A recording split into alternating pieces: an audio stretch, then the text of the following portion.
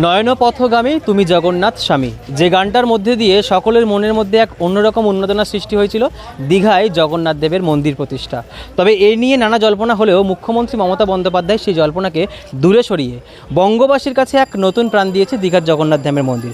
সেই মতন মেটিয়াবুরুজ 2 নম্বর ব্লক সভাপতি সুমন রায়চৌধুরী এবং মহেশতলা পৌরসভার 7 নম্বর ওয়ার্ডের বিক্রম সিং এবং বিকি ভাইয়ার উপস্থিতিতে এবং তাদের পরিচালনায় দীঘায় জগন্নাথ দেবের মন্দিরের উদ্দেশ্যে রওনা দিচ্ছে এই 7 নম্বর ওয়ার্ড থেকে।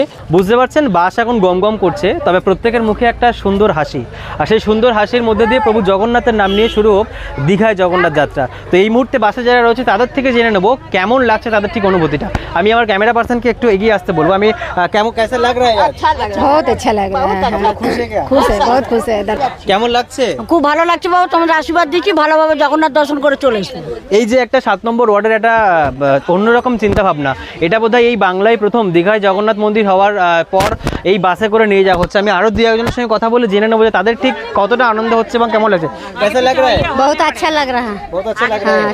कैसा लग रहा है? আচ্ছা লাগলো বাবা। মন্দির দর্শন में जा रहे हो ना? হ্যাঁ হ্যাঁ। বুঝতে পারছো সবাই কিন্তু এখন আনন্দে উৎফুল্লিত এবং বাস কিন্তু ইতিমধ্যেই আরেক কিছুক্ষণের মধ্যে ছাড়বে। যাচ্ছি হ্যাঁ মন্দির, জগন্নাথ মন্দিরে দর্শন করতে, ভালোভাবে দর্শন করে বাড়ি ফিরলে বাস। এই যে যাত্রা শুভ হোক এবং আপনারাও আমাদের সঙ্গে থাকুন। ঠিক দীঘার আপডেটও আপনাদের ঠিক এভাবেই দেখুন, আপনারা জানেন কিছুদিন আগে মেটাবুঝে একটা অপ্রীতিকর ঘটনা ঘটে গেছে। সেখানে আমাদের হিন্দুরা অনেকটা এফেক্ট হয়েছে। বিনা প্ররোচনাতেই হঠাৎ করে তাদের উপর একটা আঘাত নেমে আসে। এটা কাম্য ছিল না, কিন্তু আমরা এই ছোট্ট ঘটনাটাকে ভোলাবার জন্য তাদের কাছে বারবার যাই। যাদের যতটুকু ক্ষতিপূরণ হয়েছে সেটা দেওয়ার জন্য আমাদের এমপি অভিষেক ব্যানার্জি প্রতিশ্রুতি দেয় সেটা দেওয়া হবে, এবং আমরা তাদেরকে বলি যেটা একটা অ্যাক্সিডেন্টাল ঘটনা, আর ভবিষ্যতে হবে না, প্রতিশ্রুতি দিই।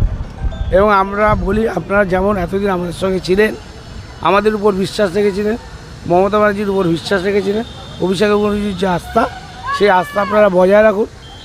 আমরা কথা দিচ্ছি আমরা আপনাদের সঙ্গে পুরো সহমত আছি, সব কিছুতে আপনাদের সাহায্য করতে প্রস্তুত, এবং তাদেরকে আমরা এই জগন্নাথ ধাম দর্শনের সুযোগ করে দিই, যাতে কোনো বিনা পারিশ্রমিক তারা এখানে এসে জগন্নাথ দেবের মন্দির দর্শন করবে, থাকবে, তারপর আবার খাওয়া দাওয়া করে বাড়ি যাবে।